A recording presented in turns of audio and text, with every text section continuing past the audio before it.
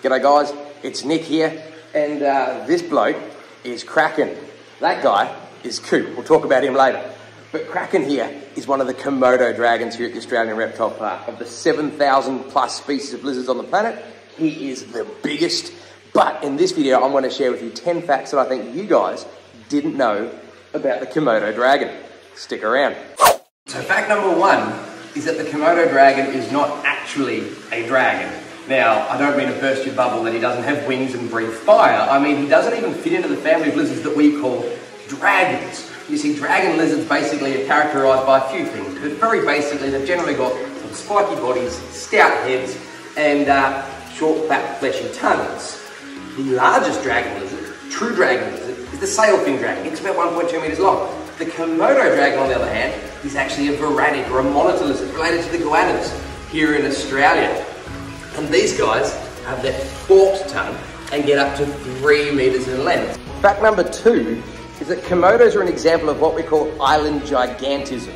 Now, this is one half of something that we call in biology Foster's rule or Foster's law. And basically it's the general idea that when animals are on an island in the absence of predators or abundant resources, things like this, small animals tend to get larger. For example, things like the Galapagos and Aldabra tortoises, while big animals tend to get smaller. So on some of the islands that these guys come from, they had pygmy stegodons, like elephants the size of cows. But yeah, island gigantism. Now interestingly, the island that these guys became gigantic on was not actually the island of Komodo. These guys were big before they got to Komodo. They became giants on another island entirely. Fact number three, the island that these guys actually got big on is this one. You see, Komodos actually evolved, their genetic heritage is here in Australia. Now, varanids or monitor lizards did evolve in Asia.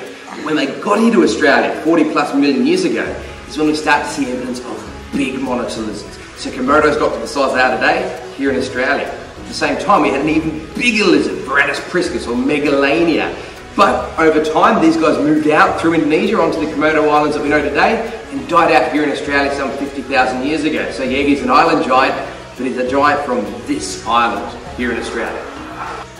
Fact number five is that while these guys are now found on the island of Komodo, and that's where they're famous for, they're still actually not restricted just to the island of Komodo. These guys are found on 5 islands all up. 4 of these islands, including the island of Komodo, are all within the Komodo National Park. And the other population is actually found on the island of Flores, which is outside the national park, on sort of one of the bigger islands of Indonesia, which is where this guy's heritage originates from. So yeah, Komodo dragon by name, but he's actually found on several different islands. Fact number 6 is that Komodo dragons can actually breed asexually, which basically means without mating. Now, while generally mating is a far better option, you get more genetic variation, which creates more adaptable animals, Komodos can breed without the presence of a male being around. Now, what's really cool is that a lot of animals that breed parthenogenically, basically clone themselves, a mother will create clones of herself. But with Komodo dragons, in the cases of we have of parthenogenic or virgin birth, the babies hatch out male. What this means is that in the absence of a fertilized embryo, basically a female Komodo is able to give birth to male babies, which in turn means if she washes up on an island, for example, by herself, her babies hatch out male, who in the future may in turn be able to breed with her and reproduce sexually, which then can replicate the genetic diversity that is the better way of doing things. So yeah, these guys can give birth without even mating. Fact number 6, baby Komodo dragons actually look different to their parents. These two here are a pair of baby Komodo dragons bred here at the reptile park. And while they're starting to change colour now, when these guys are born, these are really highly patterned compared to the adult Komodos you see on documentaries who are plain grey in colour. They also behave very differently. While big Komodos are essentially too heavy to spend much time up in the trees, if any at all, juvenile Komodos are highly arboreal. They spend the vast majority of their time up in trees.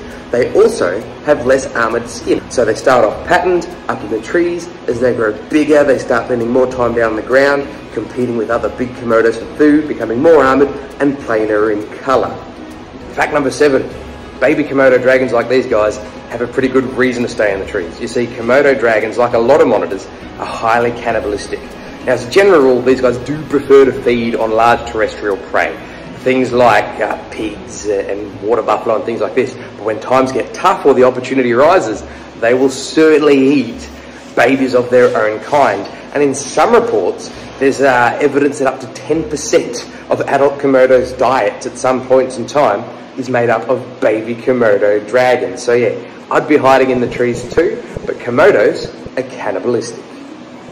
Fact number 8 is that the human attacks and human deaths from Komodos are actually incredibly rare. Despite the fact that these guys hunt things as big as water buffalo, in 50 years there has only been something like 24 human attacks in Komodo National Park and 5 deaths. Now when you bear in mind that there is something like 4,000 residents on Komodo Island and 60,000 visitors annually, but 24 attacks in 50 years, more likely to drown scuba diving off the island of Komodo than you are to get attacked by a dragon. We respect them, they stay away from us.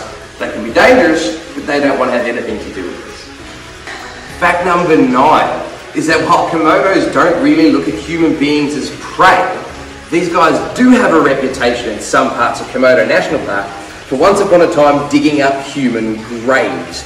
Now this isn't that surprising since these guys are carrion feeders, they eat on dead things, and this forked tongue can smell a dead buffalo from kilometres away. So a human being 6 foot underground, it sounds like a free lunch. So yeah, these guys aren't a predator of man, but they're not going to turn down a free lunch either. And lastly, fact number 10 is that unfortunately the Komodo dragon is now considered an endangered species. Now this only happened in the last few years, 2021 from memory, something like this.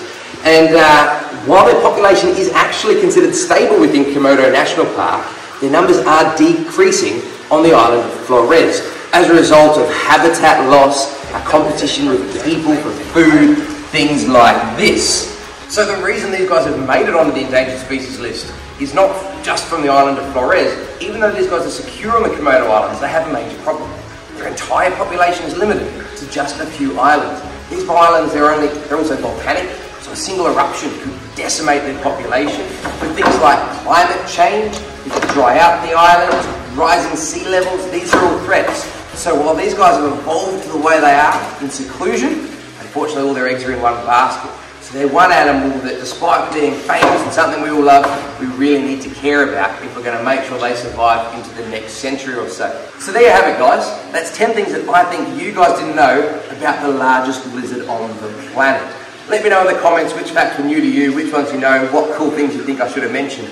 But I do want to shout out the guys at Australian Reptile Park for letting me come in here and do this. But this is actually something you can do. If you are in Sydney, make sure you get on the Reptile Park, you're asking for the Komodo encounter. You can come and meet Kraken or his lady friend behind me over there and get to meet the biggest lizard on the planet. So I hope you enjoyed the video.